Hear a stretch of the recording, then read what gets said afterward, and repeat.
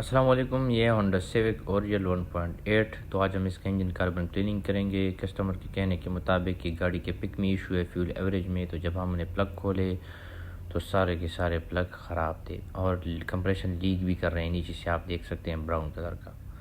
اور دوسرا یہ کہ اس کا جو تھروٹل کا ہوز پائپ ہے وہ بھی کریک ہو گیا تھا، پٹ گیا تھا، تو اس کو بھی ہم نے ٹھیک کر دیا۔ دوسری آپ اس کی تھروٹل باڈی کی حالت بھی دیکھ سکتے ہیں، وہ بھی کافی گندی ہے۔ آکسیجن سینسر بھی کافی زیادہ گندا تھا، میپ سینسر بھی، اور میس ایئر فلو سینسر بھی، اور جو اگنیشن کوئل تھے وہ بھی لیک کر رہے ہیں کرنٹ۔ تو جب یہ صورتحال آ جائے تو اس میں یہ سارے چینج کرنے چاہیے۔ یہ ہیں اس کے جین 1 پلگ جو کسٹمر نے خود اپنے ساتھ رکھے تھے، ہم نے یہی پہ لگا دیے۔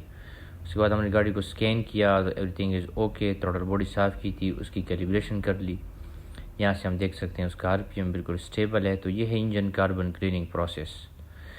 یہ پروسیس مشین کے ساتھ کیا جاتا ہے جس میں اورتو ہائیڈروجن، آکسیجن اور کاربن کلینر ایجنٹ یوز کیا جاتا ہے۔ اس پروسیس میں گاڑی سٹارٹ رہتی ہے 20 سے تقریباً 30 منٹ، اور یہی گیسز کمبشن چیمبر میں پاس ہو کے کاربن ڈپوزٹ کو سبلیمیٹ کر کے ڈیورنگ پروسیس ویفر فارم میں ایگزاسٹ سے تھرو آؤٹ کر دیتا ہے۔ یہ 100% سیف پروسیس ہے، ہر 10-15 ہزار کلومیٹر کے بعد آپ کروا سکتے ہیں۔ اور اس کا جو سب سے بڑا فائدہ ہے، انجن کی لائف کو ریسٹور کرتا ہے، انجن کی نوائز کو بھی کم کرتا ہے، بشرطیکہ کہ انجن میں کوئی انر نوائز نہ ہو، کرینک میں یا کیم میں۔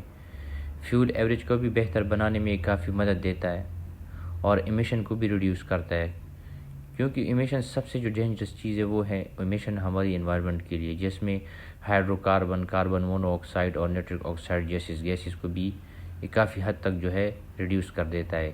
اور اسی کی وجہ سے جو ہے نا گاڑی میں کٹلک کنورٹر لگایا جاتا ہے، تاکہ جتنی بھی ہارمفل گیسز ہے وہ ان ہارمفل گیسز میں کنورٹ ہو جائے، تاکہ ہمارا جو ماحول ہے وہ ٹاکسک گیسز سے بچا رہے۔ تو مزید معلومات کے لیے آپ ہم سے رابطہ کر سکتے ہیں۔ Thanks for watching. اللہ حافظ۔